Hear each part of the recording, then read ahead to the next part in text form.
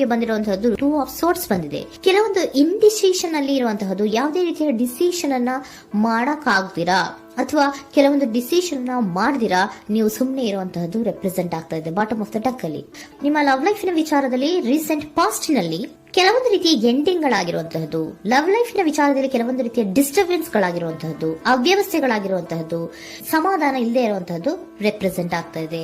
ಯಾಕೆ ಅಂದ್ರೆ love life ನ ವಿಚಾರದಲ್ಲಿ ಯಾವುದೇ ರೀತಿಯ ಪಾಸಿಟಿವ್ ಬದಲಾವಣೆಗಳಾಗುತ್ತಾ ಅನ್ನುವಂತಹದ್ದು ನೀವು ಪಾಸ್ಟ್ ನಲ್ಲಿ ನೀವು ನಿಮ್ಮ ಲವ್ ಲೈಫ್ ನಲ್ಲಿ ನೀವು ಆಲೋಚನೆಯನ್ನ ಮಾಡಿದ್ದೀರಿ. ಕೆಲವೊಂದು ಬದಲಾವಣೆಗಳಾಗುವಂತ ಸಾಧ್ಯತೆಗಳಿದೆಯಾ ಅಂತ. ಆದ್ರೆ ಎಂಡಿಂಗ್ ಗಳಾಗಿರುವಂತಹದ್ದು ಯಾವುದೇ ರೀತಿಯ ಸರಿ ಹೋಗಿಲ್ದೇ ಇರುವಂತಹದ್ದು ರೆಪ್ರೆಸೆಂಟ್ ಆಗ್ತಾ ಇದೆ. ತುಂಬಾ ಆಲೋಚನೆಯನ್ನ ಮಾಡಿರುವಂತಹದ್ದು ನಿಮ್ಮ ಲವ್ ಲೈಫಿನ ವಿಚಾರವಾಗಿ ನಿದ್ರಾಹೀನತೆಗಳಾಗಿದೆ.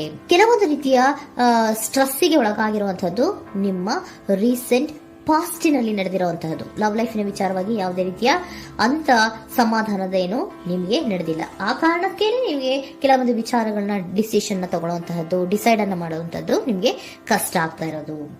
ನೀವು ಪ್ರೆಸೆಂಟ್ ಸಿಚುಯೇಷನ್ ಅಲ್ಲಿ ಬರುವಂತಹ ಆಫರ್ಗಳನ್ನ ನೀವು ಏನ್ ಮಾಡ್ತಾ ಇದ್ದೀರಾ ಅಂದ್ರೆ ರಿಜೆಕ್ಟ್ ಮಾಡ್ತಾ ಇದ್ದೀರಾ ಅಥವಾ ಮಿಸ್ ಮಾಡ್ಕೋತಾ ಇದ್ದೀರಾ. ಕೆಲವೊಂದು ಆಪರ್ಚುನಿಟೀಸ್ ಗಳು ಬಂದ್ರೂ ಕೂಡ ಅದರ ಬಗ್ಗೆ ನೀವು ಕರೆಕ್ಟ್ ಆಗಿ ಗಮನವನ್ನ ಕೊಡ್ತಾ ಇಲ್ಲ.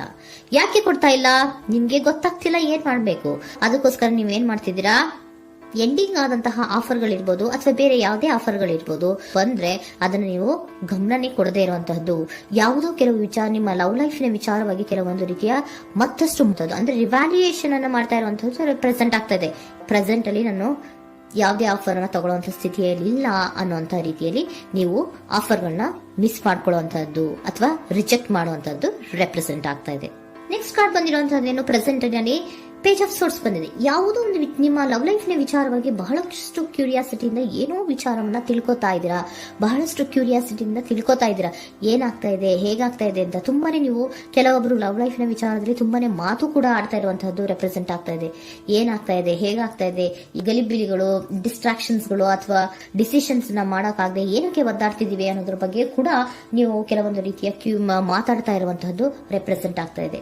ಯಾವಾಗ ಕೆಲವೊಂದು ವಿಚಾರಗಳಲ್ಲಿ ನೀವು ಮಾತಾಡಿ ಕ್ಲಿಯರ್ ಅನ್ನ ಮಾಡ್ಕೊಂತೀರೋ ಆಗ ನೀವು ಕೆಲವೊಂದು ರೀತಿಯ ಆಕ್ಷನ್ಸ್ ಗಳನ್ನ ತಗೋಬೇಕು ಅನ್ನೋಂಥ ನಿರ್ಧಾರವನ್ನ ಮಾಡಿರುವಂತದ್ದು. ಆಫರ್ಗಳು ಬಂದ್ರೂ ಕೂಡ ರೆಫ್ಯೂಸ್ ಮಾಡ್ತೀರಾ. ಆದ್ರೆ ಏನೀಗ ಹಿಂದೆ ಪಾಸ್ಟಿನಲ್ಲಿ ನಡೆದಿತ್ತೋ ಅದು ಯಾಕಾಯ್ತು, ಏನಕ್ಕಂಗಾಯ್ತು ಅನ್ನೋದ್ರ ಬಗ್ಗೆ ಕೂಡ ನೀವು ಮಾತಾಡುವಂತ ಸಾಧ್ಯತೆಗಳು ರೆಪ್ರೆಸೆಂಟ್ ಆಗ್ತಾ ಇದೆ ಅಟ್ ಪ್ರೆಸೆಂಟಿನಲ್ಲಿ. ಆಮೇಲೆ ನೀವು ಮಾತಾಡಿದ ಮೇಲೆ ಕೆಲವೊಂದು ರೀತಿಯ ನಿರ್ಧಾರಗಳನ್ನ ಮಾಡುವಂತಹದ್ದು. ನೈಟ್ ಆಫ್ ವ್ಯಾಂಡ್ಸ್ ಬಂದಿದೆ. ಸೊ ಆವಾಗ ನೀವು ನಿಮ್ಮ ಕೆಲವೊಂದು ವಿಚಾರಗಳಲ್ಲಿ ಕ್ಲಾರಿಟಿಗೆ ಬಂದ ಮೇಲೆ ನಿಮ್ಮ ಲವ್ ಲೈಫಿನ ವಿಚಾರದಲ್ಲಿ ಕೆಲವೊಂದು ಆಕ್ಷನ್ ಗಳನ್ನ ತಗೊಳ್ಳುವಂತಹದ್ದು ರೆಪ್ರೆಸೆಂಟ್ ಆಗ್ತಾ ಇದೆ.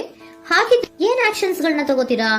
ಈಗ ಕೆಲವೊಂದು ರೀತಿಯ ಆಫರ್ಗಳನ್ನ ನೀವು ಬಂದಂತಹ ಆಫರ್ಗಳನ್ನ ನೀವು ಏನ್ ಮಾಡಿದೀರಾ, ರೆಫ್ಯೂಸ್ ಅನ್ನ ಅಟ್ ಪ್ರೆಸೆಂಟ್ ಅಲ್ಲಿ ಮಾಡಿದ್ದೀರಾ. ಈಗಲೂ ಕೂಡ ನೀವು ಬಂದಂತಹ ಆಫರ್ ಅನ್ನ ನೀವೇನ್ ಮಾಡ್ತೀರಾ, ರೆಫ್ಯೂಸ್ ಅನ್ನ ಮಾಡ್ತೀರಾ ಅಥವಾ ರಿಜೆಕ್ಟ್ ಅನ್ನ ಮಾಡ್ತೀರಾ. ಯಾಕೆ? ಸೆಕೆಂಡ್ ಕಾರ್ಡ್ ನಿಮ್ಗೆ ಇಮಿಡಿಯೇಟ್ ಫ್ಯೂಚರ್ ನಲ್ಲಿ ಸೆಕೆಂಡ್ ಕಾರ್ಡ್ ಬಂದಿರೋದು ಯಾವುದು, ಹರ್ಮೆಟ್ ಕಾರ್ಡ್ ಬಂದಿದೆ. ಸೊ ಲೋನ್ಲಿನೆಸ್ ಅನ್ನ ರೆಪ್ರೆಸೆಂಟ್ ಮಾಡುತ್ತೆ. ಯಾಕೆ ಲೋನ್ಲಿನೆಸ್ ಅನ್ನ ರೆಪ್ರೆಸೆಂಟ್ ಮಾಡುತ್ತೆ? ಬೇಡಪ್ಪ, ಈ ಜಗ್ಲಿಂಗ್ ಗಳೇ ಬೇಡ. ತುಂಬಾ ಜಗ್ಲಿಂಗ್ ಇದೆ ನಿಮ್ಮ ಲವ್ ಲೈಫಿನ ವಿಚಾರದಲ್ಲಿ. ಕೆಲವೊಬ್ಬರಿಗೆ ತುಂಬಾ ಜಗ್ಲಿಂಗ್ ಇದೆ. ಯಾವಾಗ್ಲೂ ಬ್ಯಾಲೆನ್ಸ್ ಅನ್ನ ಮಾಡ್ತಾ ಇರ್ಬೇಕು. ಈ ಕಡೆಗೆ ಹೇಳಿದ್ರೆ ಆ ಕಡೆಗೆ ಹೋಗುತ್ತೆ, ಆ ಕಡೆಗೆ ಹೇಳಿದ್ರೆ ಈ ಕಡೆಗೆ ಬರುತ್ತೆ. ಯಾವ ಕಡೆ ಅಂತ ಮಾಡೋದು ಅನ್ನುವಂತಹ ಆಲೋಚನೆಯನ್ನ ಮಾಡ್ತಾ ಇರುವಂತದ್ದು. ಸದ್ಯಕ್ಕೆ ಯಾವುದೇ ಆಫರ್ ಬೇಡ, ಸ್ವಲ್ಪ ಒಂಟಿಯಾಗಿರೋಣ ಅಂತ ನೀವು ಆಲೋಚನೆಯನ್ನ ಮಾಡ್ತಾ ಇರುವಂತದ್ದು ರೆಪ್ರೆಸೆಂಟ್ ಆಗ್ತಾ ಇದೆ. ಮತ್ತೆ ಕೆಲವೊಬ್ಬರಿಗೆ ಕೆಲವೊಂದು ರೀತಿಯ ಕ್ಯೂರಿಯಾಸಿಟಿಯಿಂದ ಏನಾಗ್ತಾ ಇದೆ ಅಂತ ವಿಷಯಗಳನ್ನ ತಿಳ್ಕೊಂಡ್ಮೇಲೆ ಕೆಲವೊಂದು ಆಕ್ಷನ್ಸ್ ಗಳನ್ನ ತಗೊಳ್ಳುವಂತದ್ದು ಕೂಡ ರೆಪ್ರೆಸೆಂಟ್ ಆಗ್ತಾ ಇದೆ. ಯಾವುದೇ ರೀತಿಯ ಭಯ ಇಲ್ಲದೆ ವಿಷಯಗಳನ್ನ ತಿಳ್ಕೊಂಡು ನೀವು ಆಫರ್ಗಳನ್ನ ಅಟ್ ಪ್ರೆಸೆಂಟ್ ಅಲ್ಲಿ ರೆಫ್ಯೂಸ್ ಮಾಡೋ ಸಾಧ್ಯತೆಗಳು ಕೂಡ ಕೆಲವೊಬ್ಬರಿಗೆ ರೆಪ್ರೆಸೆಂಟ್ ಆಗ್ತದೆ. ಯಾಕೆ ಆಫರ್ಗಳನ್ನ ರೆಫ್ಯೂಸ್ ಮಾಡ್ತೀರಾ? ನಿಮ್ಮ ಲವ್ ಲೈಫಿನ ವಿಚಾರದಲ್ಲಿ ಬರೀ ಜಗ್ಲಿಂಗ್, ತುಂಬಾ ಬ್ಯಾಲೆನ್ಸ್ ಅನ್ನ ಮಾಡ್ಬೇಕು. ಯಾವ ಕಡೆ ಮಾಡ್ಬೇಕು, ಹೇಗ್ ಮಾಡ್ಬೇಕು ಗೊತ್ತಾಗದೇ ಇಲ್ಲ. ನೀವೇನ್ ಮಾಡ್ತೀರಾ, ಸ್ವಲ್ಪ ದಿನದ ಮಟ್ಟಿಗೆ ನಾನು ಲೋನ್ಲಿ ಆಗಿರ್ಬೇಕು ಅನ್ನೋದನ್ನ ಇಲ್ಲಿ ನಿಮ್ಗೆ ಲವ್ ಲೈಫಿನ ವಿಚಾರವಾಗಿ ರೆಪ್ರೆಸೆಂಟ್ ಆಗ್ತಾ ಇದೆ. ಈ ಎಲ್ಲಾ ಕನ್ಫ್ಯೂಷನ್ಸ್ ಇರೋದ್ರಿಂದಲೇ ನಿಮ್ಗೆ ಬಾಟಮ್ ಆಫ್ ದ ಡಕ್ ಬಂದಿರೋಂತದ್ದು 2 ಆಫ್ ಸೋರ್ಟ್ಸ್ ಬಂದಿರೋಂತದ್ದು. ಸೊ ಇಂಡಿಸಿಷನ್ ಆಗ್ತಿರೋಂತ ಏನ್ ಮಾಡ್ಬೇಕು ಗೊತ್ತಾಗಲ್ಲ. ಅದಕ್ಕೇನೆ ನೀವು ಇಲ್ಲಿ ಕುತ್ಕೊಂಡ್ಬಿಟ್ಟಿದ್ದೀರಾ, ನನ್ನ ಲವ್ ಲೈಫ್ ನ ವಿಚಾರವಾಗಿ ಯಾವ ನಿರ್ಧಾರವನ್ನ ಮಾಡ್ಬೇಕು ಅನ್ನುವಂತಹ ಆಲೋಚನೆಯನ್ನ ಮಾಡ್ತಾ ಇರುವಂತದ್ದು, ಹಾಗೇನೆ ಮಾಡುವಂತದ್ದು ನಿಮ್ಗೆ ರೆಪ್ರೆಸೆಂಟ್ ಆಗ್ತಾ ಇರೋದು. ಕೆಲವೊಬ್ರು ರೆಫ್ಯೂಸ್ ಅನ್ನ ಮಾಡಿ ಮುಂದೆ ಹೋಗುವಂತ ಸಾಧ್ಯತೆಗಳು ಇರುವಂತಹದ್ದು.